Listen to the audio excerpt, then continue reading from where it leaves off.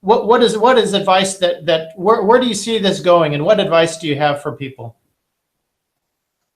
I believe the first step is to start asking questions, because the dumbing down that they want us to go through is that you just accept and you don't ask questions. The first step, the most difficult step, is to ask questions. If you begin to ask questions, you will begin to seek answers, and you will then finally arrive at your answers. And the answer that you arrived 10 years ago may not be true for 10 years from now, but at least it is far better than where you are. So that is what I did essentially. The other part is that with the crisis of religions across religions, it is not only about one religion. Islam is supposed to be the most in crisis, but I believe all are in crisis. We only read more about Islam because that is the way the media wants us to look at.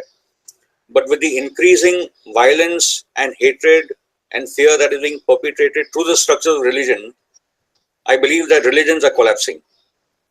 And we have gone past the age of religions.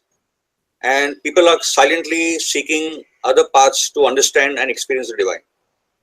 And that is leading people to the path of meditation, to the path of looking at the self within, experiencing the self.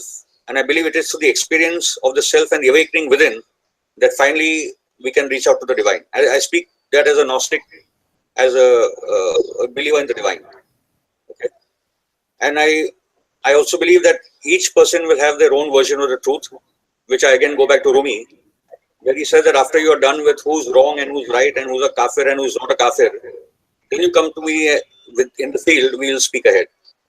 That is why calling people pagans and unbelievers and kafirs does make sense to me. Each person will evolve in their own time, and we need to understand and respect that.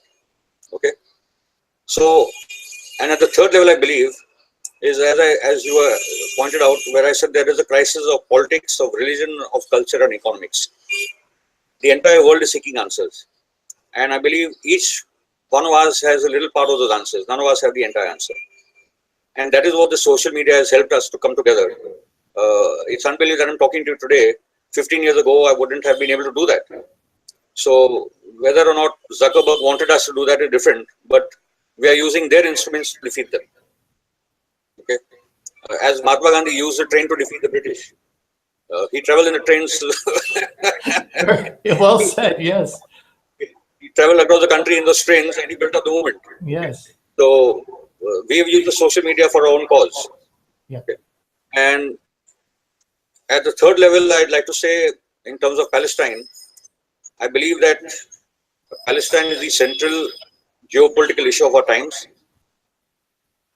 The liberation of Palestine and the liberation of the world are all connected. If we liberate Palestine, there are a number of issues that are all connected there. The issue of imperialism, Zionism, Arabism, Brahminism, all these in terms of supremacist ideologies need to be taken on and defeated. At a spiritual level, I also believe Jerusalem is the fifth chakra. It is a chakra of peace. Jerusalem, the city of peace, compassion, equality, where the prophets have walked, where the prophets have all spoken and given us the universal message, where the message has radiated across the world. That very Jerusalem has today been captured by forces that are spreading hatred, fear, wars and terror from that very center. Please understand what I'm saying. Jerusalem, the city of universal love, compassion, grace, mercy, that message that emanated to humanity from Jerusalem. That city has been reduced to a city, to a center from where today the message of hatred, fear, wars and terror is radiating across the world. That is why, as people like us from across the world, in whether we know it or not, are actually working towards peace in Jerusalem to save all of humanity. And this, I believe, has been a mission of my many lives. That is what I have known from my own understanding and from what I've been told by certain clairvoyant people, that this has been a mission of my many lives. So this battle to liberate Palestine, to liberate Jerusalem from the clutches of evil carries on. And I believe there are people like us across the world who are doing that, knowingly or unknowingly, for that very mission.